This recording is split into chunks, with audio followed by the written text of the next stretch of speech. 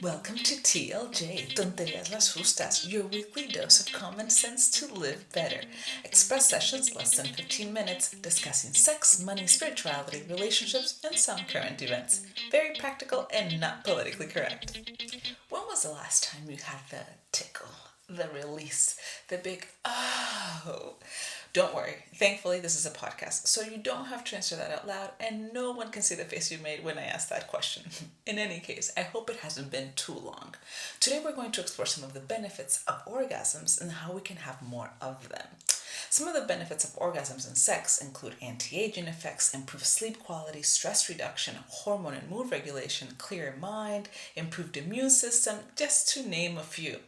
Dr. William Rake would go even further to say that orgasms are an expression of our life force, the orgon. This life force has expressions in all living organisms. He unfortunately was imprisoned for his research and subsequently died in jail. He was researching the curative effects of the orgon on people. According to Rake, the function of orgasm is to create large quantities of organ that in turn promote wellness. Rick's methods and theories have been put under scrutiny, but it doesn't take an expert to understand that sexual energy is potent, and it has been proven by numerous studies that having healthy levels of it are critical components to well-being. So we want to have more orgasms, more pleasure, right? First of all, sex and love are two different and independent things. We will go into detail on that in future episodes. Now let's review the basics. 1. Orgasm is a response to prolonged stimulus. It's characterized by involuntary contractions lasting an average of zero point 0.8 seconds and varying in number and intensity. There are techniques designed to elongate them, such as pelvic floor exercises, tantra, or extended massive orgasm. Some studies indicate that in anywhere between 5 and 10% of the population have never had an orgasm. So don't feel bad if that's your case right now. There's nothing wrong with you, it's just a question of time and appropriate practice. 2. It's only one stop in the journey of pleasure. According to Masters and Johnson's framework, it falls right between the plateau and resolution. Considering its duration, it's wise and recommended to enjoy the whole process, as it too is filled with boundless pleasure. 3. The process is circular, not linear. You should always be preparing for your next encounter, living in a continuous cycle of pleasure, each with different stops along the way. Don't be afraid to incorporate erotic doses to your life, as it creates a receptive context for future sessions. It's hard to get excited if you fill your mind only with news, spreadsheets, and diapers. 4. Only you are responsible for the degree and frequency of pleasure in your life. It all begins with you making it a priority. Excuses, regardless of their potential validity, only delay you in reaching your goals. 5.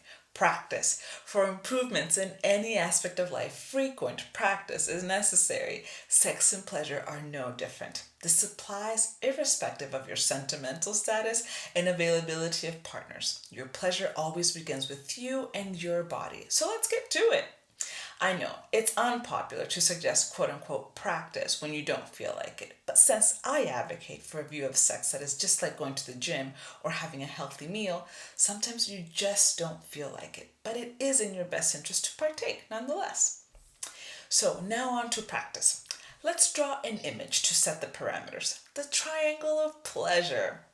At the base of the triangle, we have the body. The body is your vehicle of pleasure in life. It's the most advanced technology in the world, and we each have our own sample to explore it with. So try textures, positions, times of day, toys, lubricants, partners, sounds, speed, movement, etc.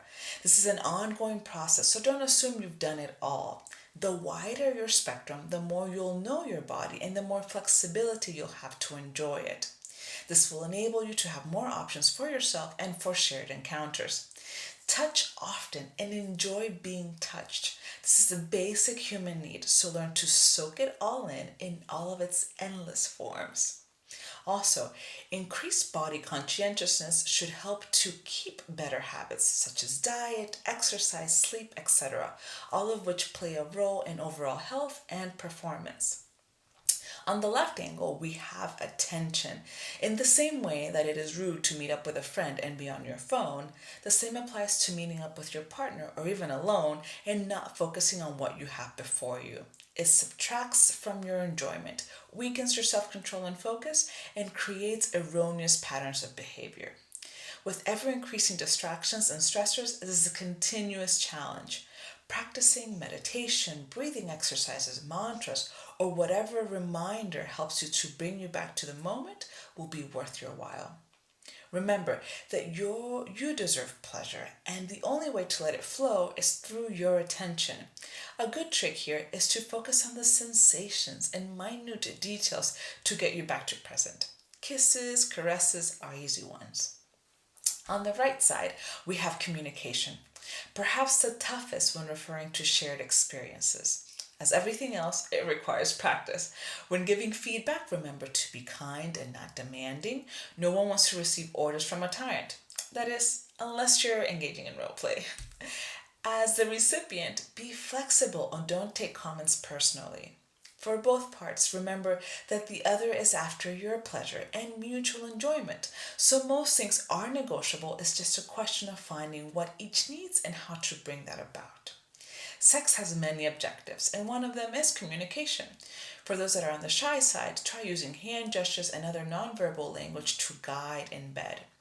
This is a muscle, so the more you train healthy communication, the better and easier it will get. This is also a good moment to mention that you must seek your pleasure and make it a priority. You'll have to do whatever feels good for your body. Don't be shy about going after your pleasure. Think about it this way: the more you let yourself go to seek your pleasure, the more permission you give the other to do the same. It can create a beautiful synergy of bliss. To close, you deserve more pleasure, period, and orgasms too. Thus, you and only you are responsible for making it a priority in your life and looking for ways to cultivate a healthy sexuality. When you get lazy on the matter, think of the benefits and how good it feels. For those that don't know what an orgasm is, don't worry, it will come, but the steps apply to you too. For more resources on learning how to orgasm, check out Finishing School by Vanessa Marin. Learning what feels good in your body is a process, so keep exploring and enjoy the road. Until next week, when we'll explore good old fashioned tender love and care through the story of Jack and Lynn. Ciao!